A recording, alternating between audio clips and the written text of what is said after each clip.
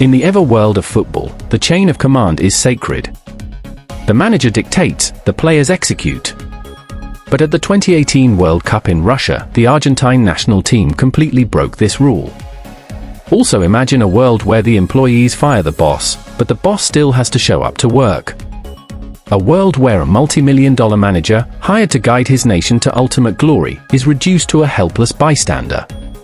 Look closely at the touchline during this critical moment against Nigeria. The man pacing back and forth in a sweat-drenched tracksuit is Jorge Sampaoli, the coach of Argentina. But he is not acting like a manager. He is not consulting his tactical board or speaking to his assistants. Instead, he turns his face toward the pitch, searches for his captain, and yells through the noise. "Flee! What do I do? Shall I put on Koeman?"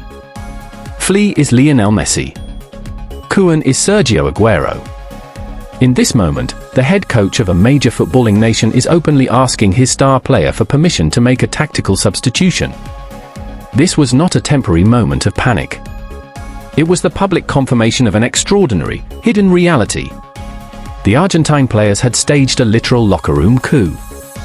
They had stripped their manager of his power mid-tournament, taken control of the starting lineups, and turned one of the world's most famous coaches into a ghost on the touchline. This is the story of the 2018 World Cup.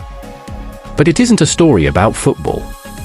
It's a story of psychological warfare, broken trust, a literal locker room coup, and how the greatest player on earth led a mutiny that changed Argentine football forever.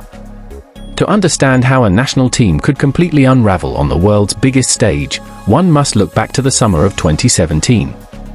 The Argentine Football Association was in a state of absolute panic. Argentina's qualification campaign for the 2018 World Cup was a disaster, and they were on the verge of missing the tournament entirely. In a desperate bid for salvation, the AFA paid a massive buyout clause to release Jorge Sampaoli from his contract at Sevilla. Sampaoli was viewed as a tactical radical.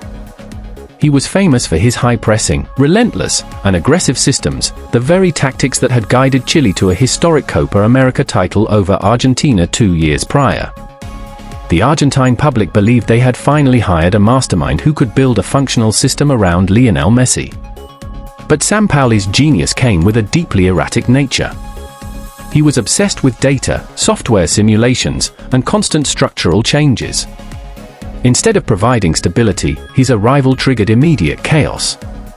He rotated formations constantly, using 3 different tactical systems in his first few matches. The first major fracture occurred when he announced his final 23-man squad for Russia. Sampaoli made highly controversial decisions that alienated the dressing room from day one. He completely left out Mauro Icardi, who had just finished the season as the top scorer in Italy's Serie A with 29 goals. He also bypassed Lautaro Martinez, the country's most exciting young forward. Conversely, he included players whose selections baffled sports journalists. Maximiliano Metza, an inexperienced domestic midfielder, was fast-tracked into the starting plans.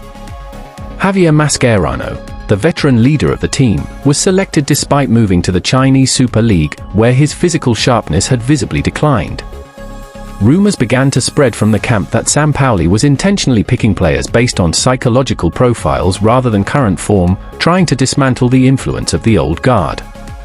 Instead of asserting his dominance, he united the senior players against him. When the tournament finally kicked off in Russia, the lack of preparation and tactical cohesion was immediately exposed. Argentina faced tournament debutants Iceland. Sampaoli deployed a rigid, predictable 4-2-3-1 formation that failed to break through Iceland's disciplined defense. Lionel Messi, carrying the immense weight of the nation's expectations, had a crucial penalty saved. The match ended in a highly disappointing 1-1 draw. The pressure inside the training camp at Bronnitsy was reaching a boiling point. But what followed 5 days later in Nizhny Novgorod was an absolute sporting tragedy for the country. Facing a highly talented Croatian midfield, Sampaoli panicked. He abandoned his previous tactical plan and forced the players into a frantic, untested 3-4-3 formation. The players looked completely lost on the pitch. And in the 53rd minute, the tactical fragility turned into disaster. Goalkeeper Willy Caballero attempted a delicate chipped pass over Ante Rebic, but misjudged the distance completely. Rebic volleyed the ball into the net. Argentina fell apart completely. Luka Modric and Ivan Rakitic dominated the midfield, scoring 2 more brilliant goals. The final whistle blew on a devastating 3-0 defeat. It was Argentina's heaviest defeat in a World Cup group stage since 1958. What happened next in the press room severed the final remaining tie between the coach and the squad. Sampaoli publicly blamed his own players. He stated that his tactical project had failed because the squad simply could not adapt to it. He went even further, suggesting that playing with Lionel Messi was a problem for the rest of the team because Messi's unique brilliance naturally obscured his teammates.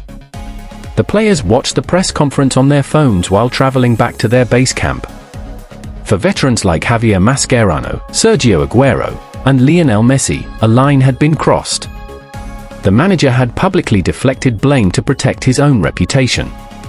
So the squad decided that if they wanted to save their World Cup careers, they could no longer follow Jorge Sampaoli. On the evening of June 22, 2018, at the team's isolated base camp in Bronnitsy, the tension finally boiled over. The entire 23-man squad marched into a private conference room. Waiting for them were Jorge Sampaoli, his primary assistant Sebastian Becassis and Lionel Scaloni, and Claudio Tapia, the president of the Argentine Football Association. This was not an ordinary team meeting. It was a formal confrontation. As detailed in sports journalist Ariel Sanosian's book Mundial de Rouge, the senior players took control of the room immediately. Javier Mascherano spoke with absolute clarity, looking directly at Sampaoli. "We no longer understand what you are telling us," Mascherano said. "We do not trust you anymore. From this moment on, we want to have an opinion on everything." Sampaoli, stunned by the direct challenge to his authority, grew highly defensive. He tried to reclaim control of the room by asking an aggressive question. "So what do you want?" Sampaoli asked. "Are you telling me you want to select the starting lineup? Do you want to run the training sessions yourselves?" That was the exact moment Lionel Messi stepped forward. Messi is traditionally a quiet, reserved captain who prefers to lead through his actions on the pitch. But on this night, he spoke with genuine anger. Messi looked at Sampaoli and said, "You have asked me 10 times which players I wanted in the lineup and which ones I didn't. I never gave you a single name. Tell me right now, in front of everyone here, if I ever gave you a name." Sampaoli remained completely silent. He could not answer his captain. Then the final decision came from the head of the federation. President Claudio Tapia looked at the manager and delivered a blunt verdict. "You have to give in." The coup was complete. Sampaoli could not be officially fired because his contract payout would have bankrupted the federation, and FIFA regulations strictly forbid political interference in team management. A compromise was forced. Sampaoli would remain the manager on paper, but he was completely stripped of his authority. The players would now control the tactics, the training, and the team selections. For days after the confrontation at Bronnitsy, Argentina arrived in St. Petersburg for their final, must-win group game against Nigeria. The world thought they were watching a team managed by Jorge Sampaoli. In reality, they were watching a group running entirely on player power. Before the players even walked out onto the pitch, the TV cameras caught the true dynamic of the squad. In the tunnel, it was Lionel Messi who gathered the entire team around him, delivering a passionate, tactical speech while Sampaoli stood several yards away, completely ignored by his own players. The match was an emotional roller coaster. Messi scored a brilliant opening goal in the 14th minute, controlling a long pass on his thigh before firing it into the far corner. But early in the second half, Nigeria was awarded a penalty, which Victor Moses calmly converted, to make it 1-1. As the clock ticked down past the 75th minute, Argentina faced certain elimination. The stress on the touchline was palpable. Sampaoli was pacing frantically, completely separated from his coaching staff. And then, the moment occurred that confirmed the mutiny to a global television audience. Sampaoli ran to the very edge of the touchline, caught Messi's eye on the pitch, and screamed, "Flee! What do I do?" Shall I put on Koeman?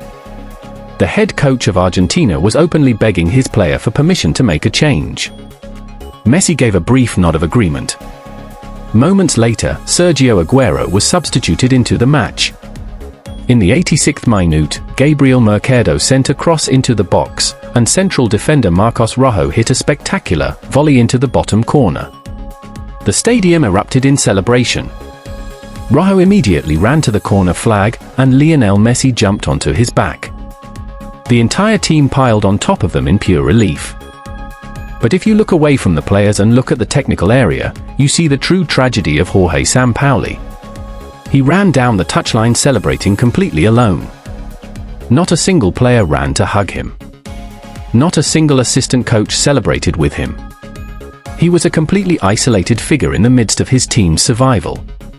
The player-led rebellion saved Argentina from a group stage exit, but emotion alone could not overcome structural chaos. In the round of 16, they met a young, disciplined, and terrifyingly fast French team in Kazan. Without a rigorous tactical plan to protect the defense, Argentina was completely exposed by the incredible pace of Kylian Mbappé. Despite fighting back to score 3 goals through Angel Di Maria, Gabriel Mercado, and Sergio Aguero, Argentina lost a chaotic match for 3. Their World Cup was over. 2 weeks later, the AFA officially announced that Jorge Sampaoli had left his post by mutual consent. His turbulent tenure was widely condemned by sports journalists as one of the most disorganized periods in modern Argentine football history. But history often produces its greatest successes from its darkest failures. During that explosive meeting at Bronnitsy, and throughout the immense pressure of the tournament in Russia, there was one low-profile figure on the coaching staff who quietly kept the team together. He was Sampaoli's second assistant coach. While others took sides, this young coach acted as a quiet bridge. He spent his nights listening to the players' frustrations, validating their concerns, and quietly maintaining a professional relationship with the tactical staff. He was the buffer that prevented the squad from completely collapsing on the pitch. His name was Lionel Scaloni. When Sampaoli was dismissed, the AFA was facing severe financial difficulties and could not afford a big-name manager. In a move of sheer convenience, they appointed the inexperienced Lionel Scaloni as a temporary caretaker manager.